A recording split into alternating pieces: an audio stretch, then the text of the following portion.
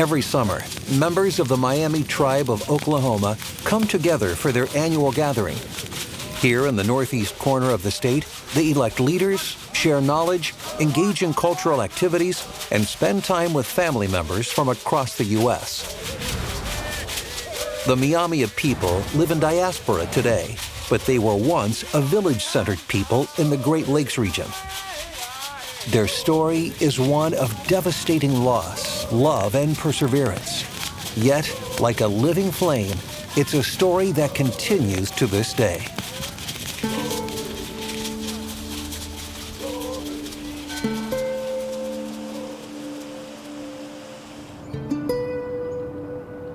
I would say the biggest misconception, and this applies to all Native Americans, not just Myaamia people, is that we are only part of the past, that Native Americans are a part of history, and that they're gone. Invisibility for Native people is one of the major hurdles, and particularly in the Midwest because Native communities have been deported from here. So there aren't Native nations that are based in Ohio because the United States forced them to move. And so there's a lot of people who grow up having never experienced meeting a Native person. It's up to us, particularly in the Midwest, maybe, to seek out that knowledge, to try to understand who Native people are, and to understand them as people in the present, not only people in the past. There's too many Hollywood Indians. You should look this way, you should look that way, you should speak this way or that way. There are so many tribal nations, each of us are different. There are 574 federally recognized American Indian nations in the United States. Although they share challenges that come with settler colonialism, they each have their own languages, cultures, and ways of preserving their self-determination and sovereignty. At its base level, the Myaamia tribe of Oklahoma is a sovereign tribal nation. And what does that mean? It means really we're able to govern ourselves, and so we have an elected government. We have 5 seats on our business committee, which is basically legislative and executive rolled into one. So it consists of chief, second chief, secretary treasurer, first council person, second council person. So my role at the Myaamia tribe is I'm chief. In our roles as tribal leaders, we have many hats that we wear along with our jobs with the tribe. I love them. I love doing this job. This is a service, and that's how I see it. As a member of senior leadership, you're always looking at the big picture. What do we need to do? What are our goals for the future? What's our vision? We have a business arm to the tribe, also tribal police and a judicial system, and all of those things that you think about when it comes to a government.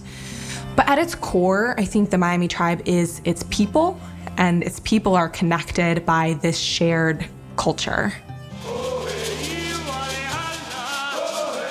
Stomp Dance is very much a community thing, something that really brings us together, really empowers us, really makes us feel like we're bringing our own culture and our heritage back. It was actually other tribes helping us do that. So the Shawnee tribe have been a huge help to us.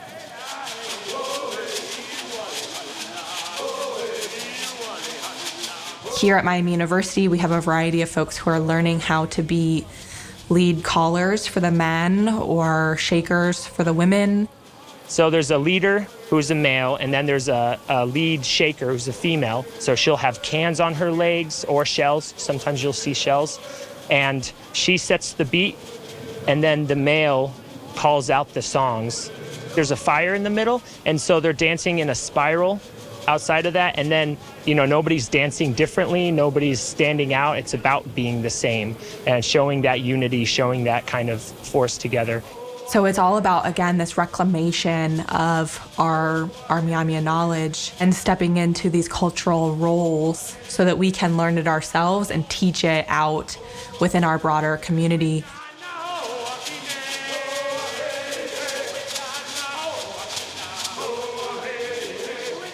Kinwalanisio Wainswani, Nila Myaamia, Mekimwiani Myaamia, Neepwaantiinki. Greetings, everyone. It's good to see so many of you here in the homelands of the Myaamia people and at Myaamia University. My name is Darrell Baldwin, and I'm the Executive Director of the Myaamia Center here at Myaamia.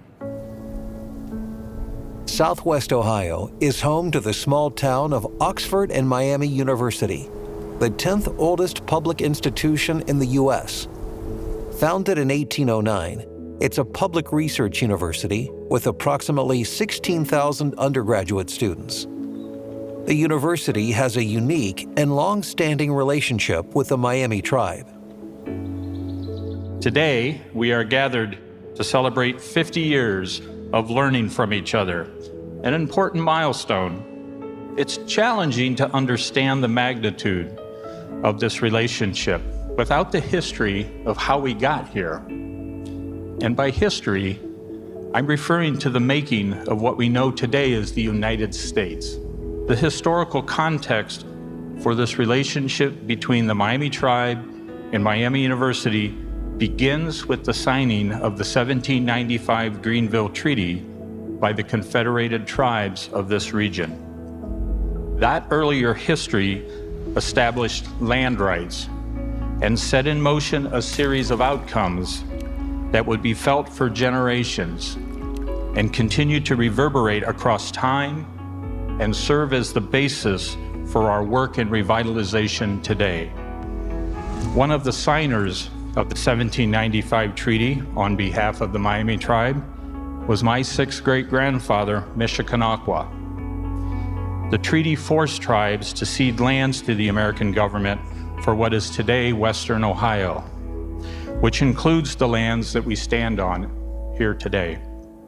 Just 14 years later, an act to establish the Miami University would permanently associate our tribal name with this institution.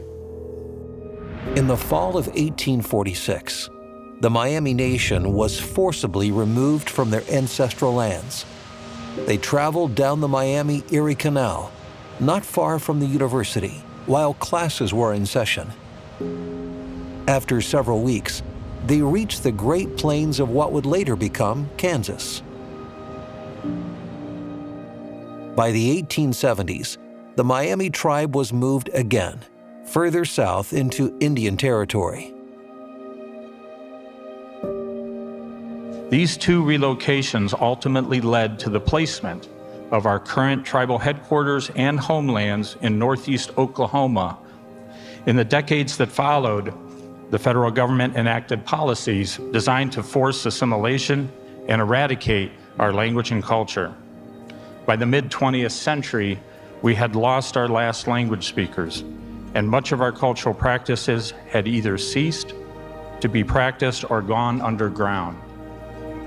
I was born during this period of immense loss, and as a child, I struggled to understand and connect to my Myaamia identity.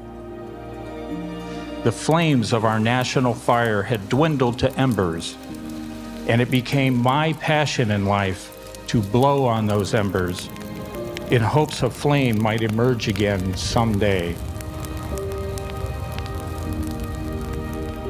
Sharing a common name and place, the connection between Miami University and the Myaamia tribe spans 5 decades and has evolved into a collaboration built on trust, respect, and a shared commitment to education. Born out of that relationship is the Myaamia Center, which serves as the educational arm of the tribe. It was a gamble for Miami to support such an initiative. And for the Myaamia tribe, it was a puff on those burning embers. 150 years after our ancestors were forced to leave their beloved homelands, their grandchildren returned to begin working on rebuilding our national identity in a space provided to us by an institution that bears our name, Miami. The Myaamia Center is a safe space for the tribe to explore and do research, working to revitalize the Myaamia language and culture. The staff supports Myaamia students who attend the university as part of the Heritage Award program and also educates non-native students. The Myaamia Center here on campus is extraordinary, and I think it's the only one of its kind in the country where it really brings together students' success of the Myaamia students and also research and the revitalization of the language. And so I think it's just an extraordinary opportunity to learn about a different culture and also a contemporary tribal nation. And they get to learn about the history and the forced removal of the lands that they're studying on now were once occupied by the Myaamia people. One of the fun things I've stumbled into is teaching a class, Introduction to the Myaamia Tribe. So typically each year we'll have about 40 students who take that, native and non-native, primarily non-native, non-Myaamia students who take that. So one of the essay questions that I have my students try to answer, their last essay, is what are you going to do with the knowledge that you developed? What do you do with an understanding of who the Myaamia tribe is, who the Myaamia tribe has been? And that's a tough question to answer for a lot of them. And it should be, I think. One of the things I hope students come away with in understanding something about the Myaamia tribe is that Myaamia people continue to exist as modern people, that they're not people who look like their ancestors 2,000 years ago. They don't act like their ancestors 2,000 years ago, and they shouldn't be expected to, quite frankly. It can be difficult to be a Native American in contemporary society because, again, most people around you are telling you that you don't exist, are telling you that your cultures don't exist. And so if we have mascots, if we have this imagery all around us of Indian people, it's fine because it's not harming anybody. Natives don't exist, and so we don't have to worry about them. And so we really, here at the Myaamia Center and at Miami University, are trying to combat that, partially just by being here. Students are interacting with us. They're interacting with our 30 or more Myaamia students who are here on campus, and that's what has, I think, the biggest impact. So when I first came to school here, there was definitely a lot of imposter syndrome. There's a lot of stereotypes, I think, about what being a Native American person is supposed to look like, how you were supposed to be raised, what you're supposed to do. Most of us are white presenting. I'm blonde hair with blue eyes, so I don't look like a Native person traditionally looks. But I've definitely come out of that over the last 4 years, and I think part of it is just finally learning about our cultural practices, learning our language. Oh, well, cool, you come from Native Americans. I'm like, no, I am Native American. I am practicing my language, my culture. And I think just overall, I've been able to, instead of like sheepishly say like, yeah, I got a scholarship for my Native American heritage, I'm like confidently saying like, yes, I'm an Indigenous person. That is where my scholarship is. Like, I'm making art about it. I like to talk about it. Like, I want to share. And it feels like I've grown into accepting and like feeling confident in that identity. You know, when our kids come here, they write a little essay. Some students don't have a real tie to who they are, but they write, a lot of times it's maybe just a paragraph of who they feel like they are. But when they finish this 4-year course here, they write 2 or 3 pages of who they are. And so those things are important for our people to know who they are, where they came from, how we got here. We feel very strongly that we need to understand our history in order to know where we came from, in order to understand where we are, but most importantly, to understand how we move into the future.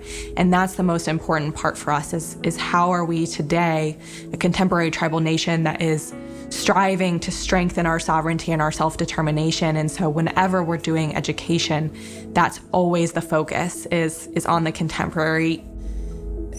You know, it's always the tribe driving this work forward, but they come to their friends at Miami University and ask for help in a variety of ways when there's something that they need. And that's what a healthy relationship looks like. It is important because this is part of our history, and it's part of who we are and where we've come from, and trying to revitalize things that have been taken away in the past. This is one place that has helped us with that journey. And to dance here on these lands, which were once ours, there's a heart connection that I can't explain.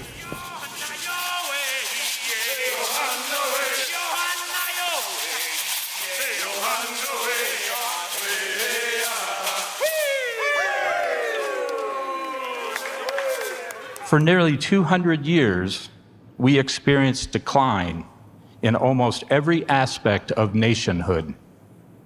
But today, we are experiencing growth.